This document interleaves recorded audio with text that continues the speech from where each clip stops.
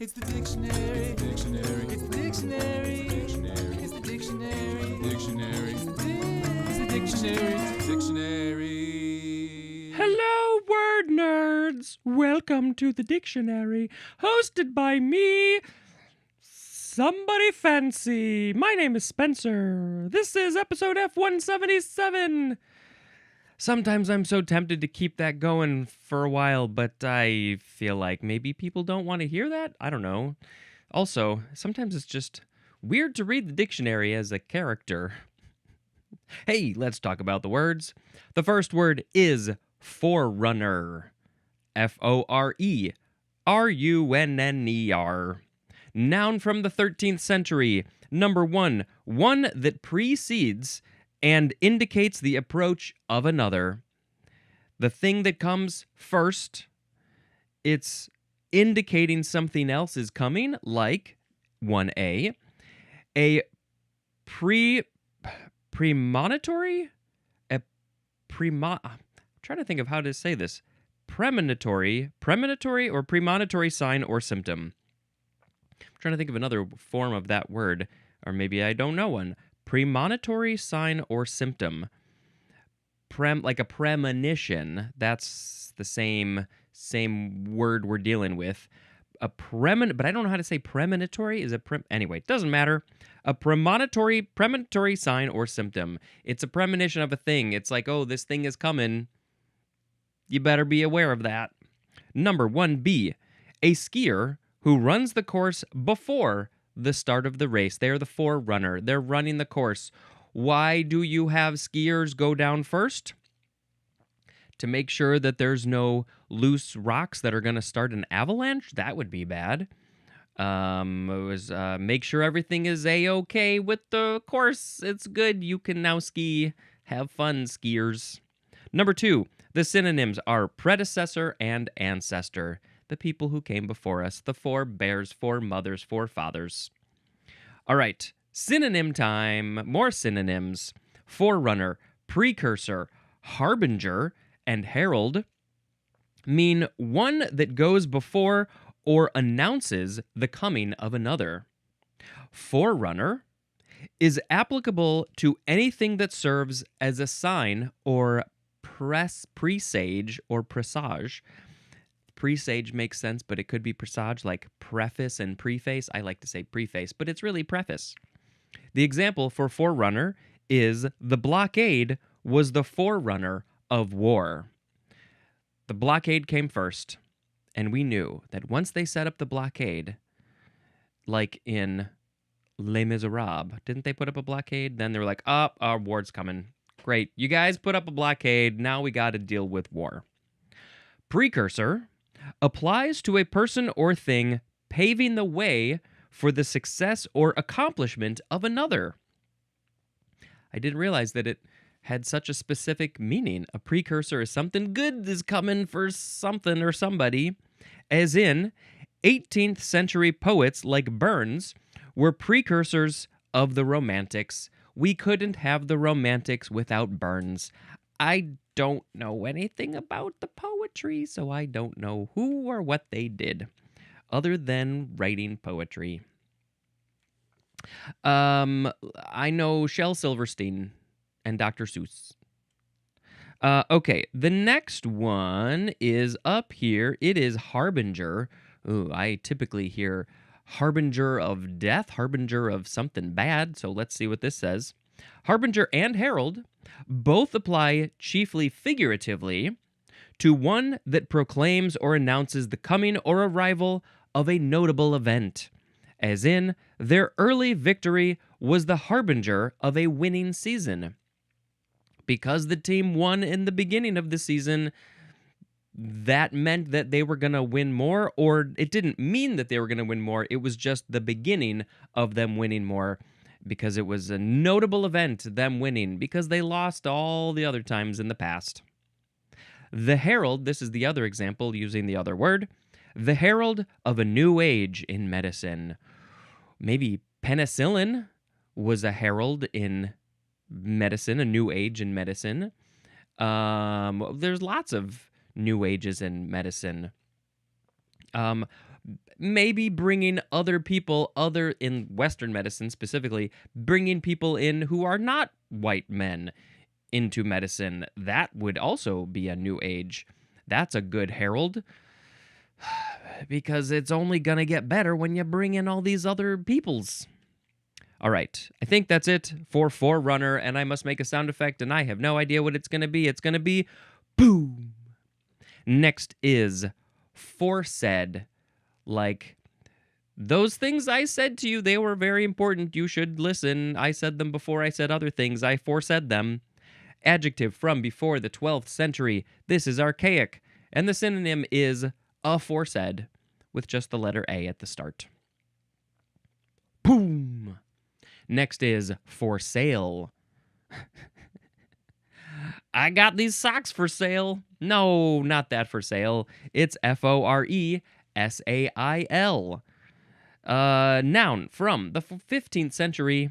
Number 1, the lowest sail set on the foremast of a square-rigged ship or schooner. And it says to see the sail illustration.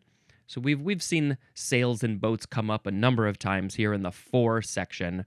And so it's the lowest sail on the foremast. The mast that's in the front of the boat, and this is the lowest sail, so it's the foresail. It's the first one, I guess, because you count from front to back and then down to up, I'm guessing. Number 2, the sole or principal head sail. And this head sail might be on what? It might be on a sloop, a cutter, or a schooner.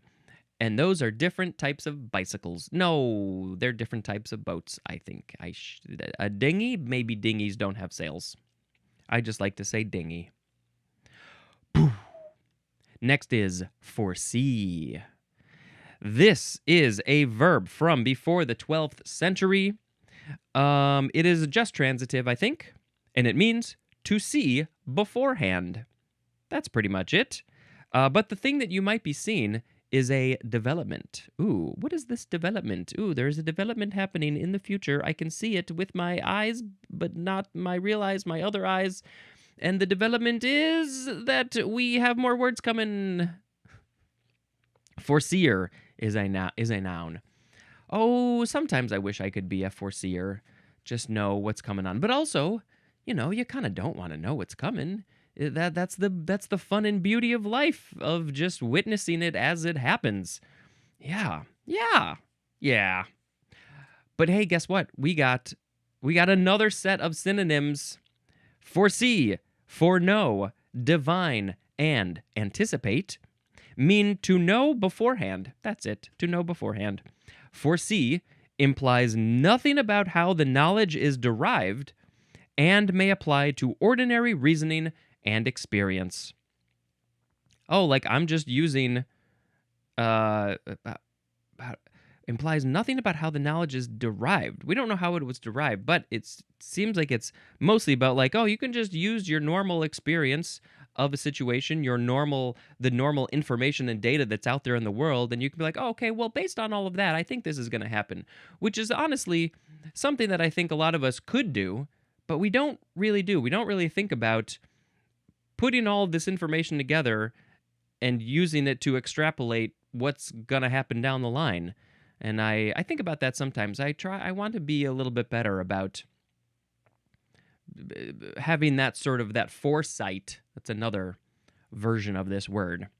The example is economists should have foreseen the recession. Oh, and that is something that we are dealing with currently. There are people who are saying that there is a recession coming, and maybe by the time this episode airs in June, I'm in early May. This is a month away. Maybe the recession will have arrived. Oh, yay. No, we don't want a recession. Oy, oy, oy. I mean, I guess to some degree, things could be much better after the recession. There maybe could be an argument to be made that you gotta make something worse, break it down before it can be better. But also it really sucks in the meantime, and people can be losing jobs and losing health insurance and lots of bad things, and we don't want those things to happen. So maybe all this tariff bull crap should go away. Should I start swearing? I think I've asked this before. Sometimes I like, just fuck it, just swear. I don't think there's a lot of kids watching this anyway, listening to this anyway. So who gives a goddamn shit? Maybe this would be more fun if I talked like that. All right, let's keep on going. For no, this is more synonym stuff. For no usually implies supernatural assistance as through revelation. Ooh, the supernaturals are coming in and feeding into my brain so I can foreknow things. As in, if only we could foreknow our own destinies. Oh, if only we could know them, then we would make different decisions. But can you change your destiny by going a different route, making a new decision? Or maybe you were meant to do that thing the whole time, but then it wouldn't have been your destiny in the first place? If you keep on going down this path, you're going to have a destiny. I think that's one of those things that if you're like, well, as long as nothing crazy happens, if I keep doing what I'm doing, then it's pretty logical that this thing is going to happen. So you can probably largely figure out your destiny. You know, there's things you don't have control over. But, if you want, I said this recently, if you want a certain goal, there are steps that you can take to reach that goal. If you don't take those steps, you're not going to reach that goal. So to a certain degree, you can control your destiny. I think, maybe? I don't know. Okay, the next one is divine. Divine adds to foresee the suggestion of exceptional wisdom or discernment, as in, was able to divine Europe's rapid recovery from the war.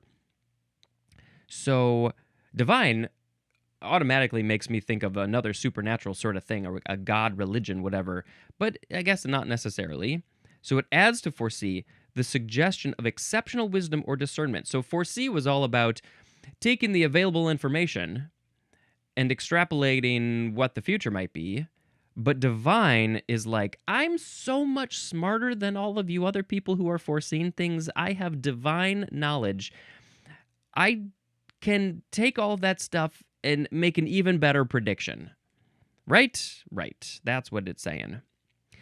Anticipate implies taking action about or responding emotionally to something before it happens.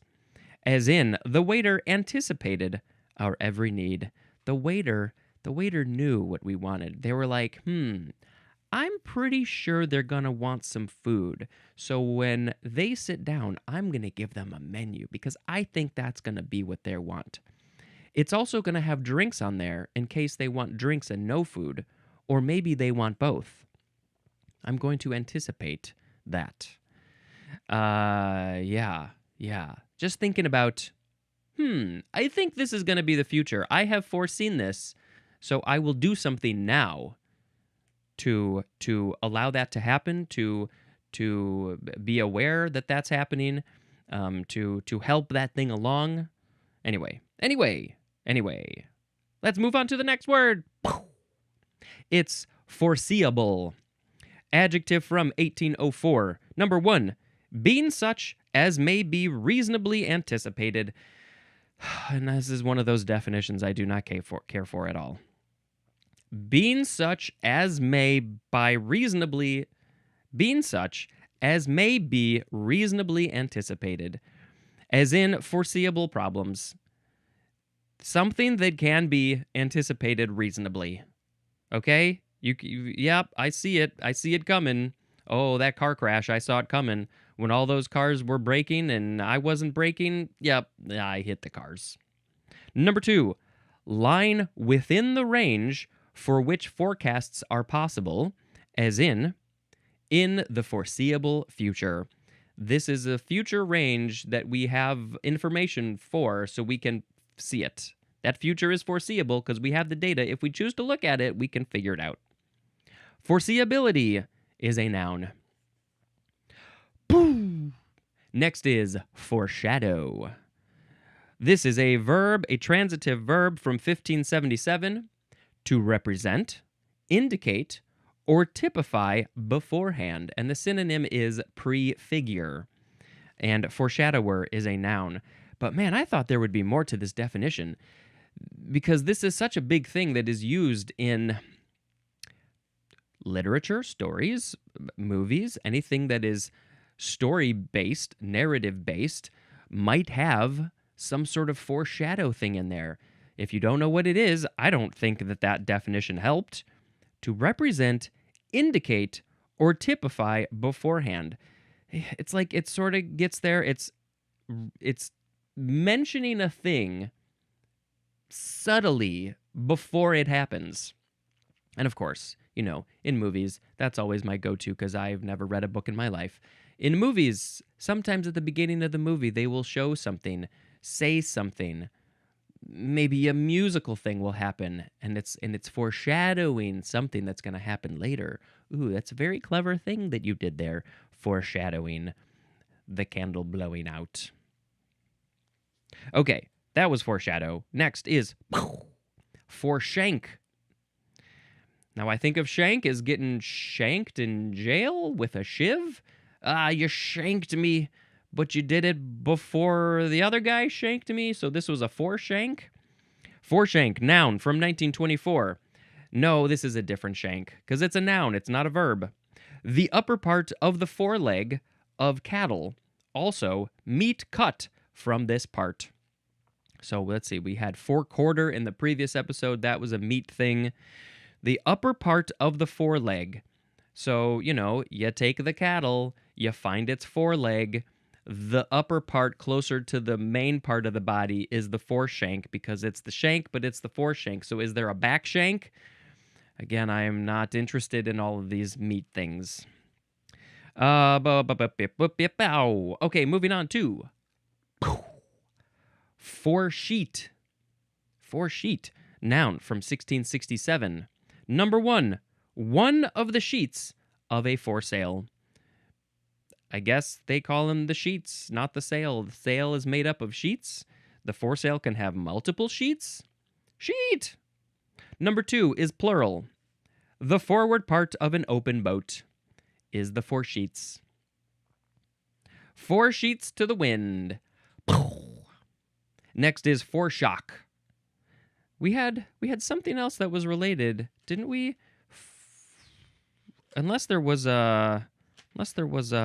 something about it wasn't the aftershock, obviously. It was a oh boy, I don't remember.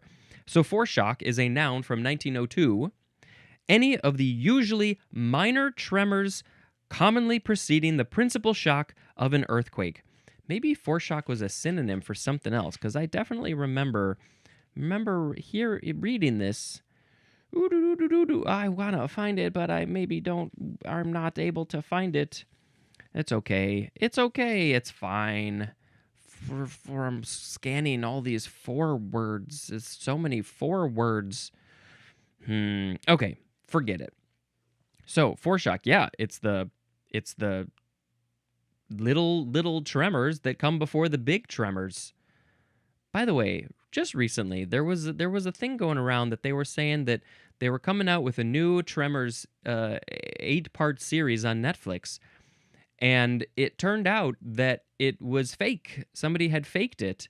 But it was so apparent, so believable. It had spread enough that like the AI things thought it was real. Other I think news outlets thought it was real, but it's not real.